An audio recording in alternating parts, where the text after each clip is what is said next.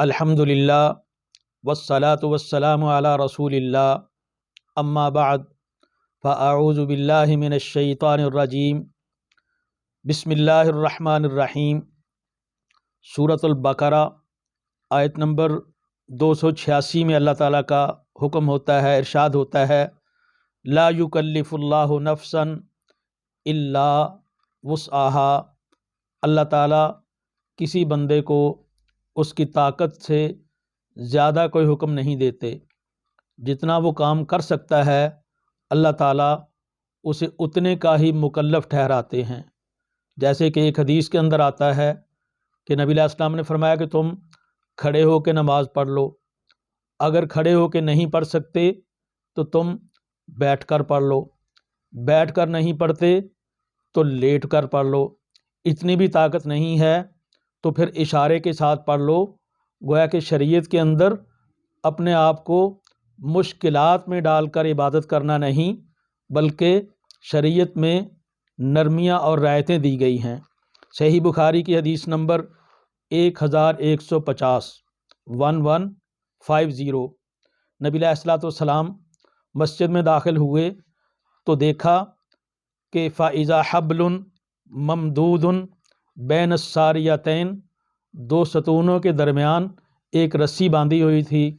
تو پوچھا گیا تو انہوں نے کہا کہ ھذا حبل لزینب فاذا فطرت تعلقت، یہ حضرت زینب رضی اللہ تعالی عنہا انہوں نے رسی باندھی ہے، عبادت کرتے کرتے جب وہ تھک جاتی ہیں تو اس رسی کو پکڑ لیتی ہیں تاکہ نیند نہ آئے، تو انہوں نے اپنی عبادت زیادہ سے زیادہ کرنے کے لیے یہ رسی باندھی ہوئی ہے۔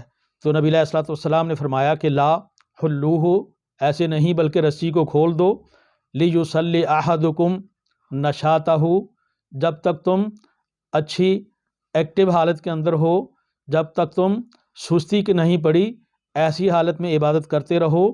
فاذا فطر فلیقعد، جب بندہ تھک جاتا ہے تو بیٹھ جائے، کوئی بات نہیں۔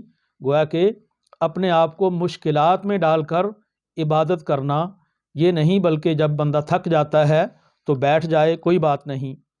صحیح بخاری کی حدیث نمبر 1946، کان رسول اللہ صلی اللہ علیہ وسلم فی سفر، اللہ کے نبی علیہ الصلوۃ والسلام ایک سفر میں تھے۔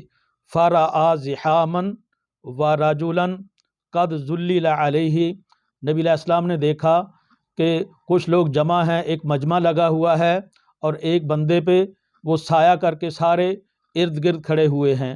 تو نبی علیہ السلام نے فرمایا کہ ما ھذا، یہ کیا ہے؟ تو انہوں نے کہا کہ صائمن، اس بندے نے روزہ رکھا ہے اور روزہ رکھنے کی وجہ سے اس سے برداشت نہیں ہو رہا، یہ گرا پڑا ہے، ہم اس پہ سایہ کیے ہوئے ہیں۔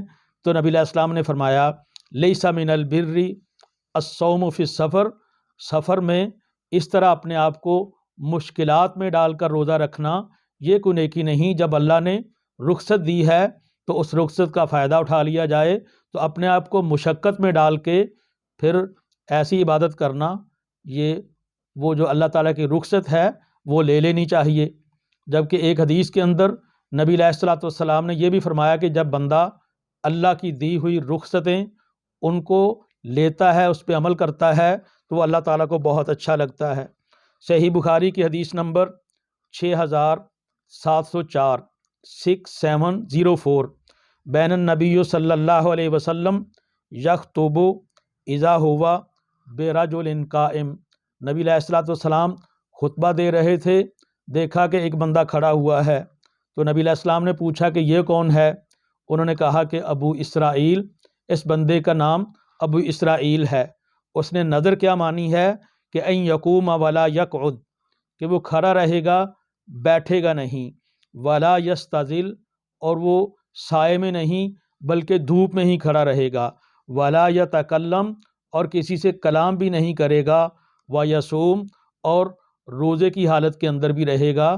تو گویا کہ اس نے اپنے آپ کو کچھ مشقت کے اندر ڈالا ہوا، تو نبی علیہ السلام نے فرمایا کہ اسے کہو کہ فلیتکلم، وہ کلام بھی کر لے، کلام کرنے سے کوئی چیز نہیں روکتی، ولیستظل، اور اسے چاہیے کہ سائے میں بھی آ جائے، دھوپ میں کھڑے ہو کے اپنے آپ کو مشکل میں ڈال کر عبادت کرنا، اس کی بجائے سائے میں آ جاؤ۔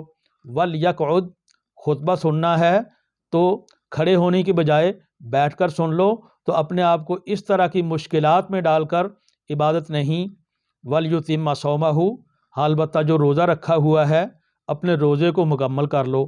تو ان احادیث سے پتہ چلتا ہے کہ عبادات کے اندر اللہ تعالیٰ نے نرمی رکھی ہے کہ جب بندہ ایک کام نہیں کر سکتا تو اس سے نچلے درجے میں آ جائے، جو رخصت دی جاتی ہے اپنے آپ کو مشکلات میں نہیں ڈالنا چاہیے۔ بعض لوگ بیان کرتے ہیں کہ جی فلاں صاحب نے ایک ٹانگ پہ کھڑے ہو کے اتنی دفعہ یہ کام کر دیا، فلاں صاحب نے ایک ٹانگ پہ کھڑے ہو کے یہ کام کر دیا۔ تو شریعت تو یہ کہتی ہے کہ اپنے آپ کو اتنی مشکلات میں نہیں ڈالنا چاہیے، اور اللہ کا قرآن بھی یہی کہتا ہے کہ لا یکلف اللہ نفسا الا وسعها، اللہ نے بندے کی طاقت سے زیادہ اس پہ بوجھ نہیں ڈالا۔ اس لیے ہمیں بھی چاہیے کہ جس طرح اللہ تعالیٰ اور نبی علیہ الصلوۃ والسلام عبادات کے اندر ہمیں سہولتیں اور رخصتیں دیتے ہیں، ہم بھی ان کے مطابق عمل کریں۔ اللہ تعالیٰ عمل کی توفیق عطا فرمائے۔ وآخر دعوانا الحمد للہ رب العالمین۔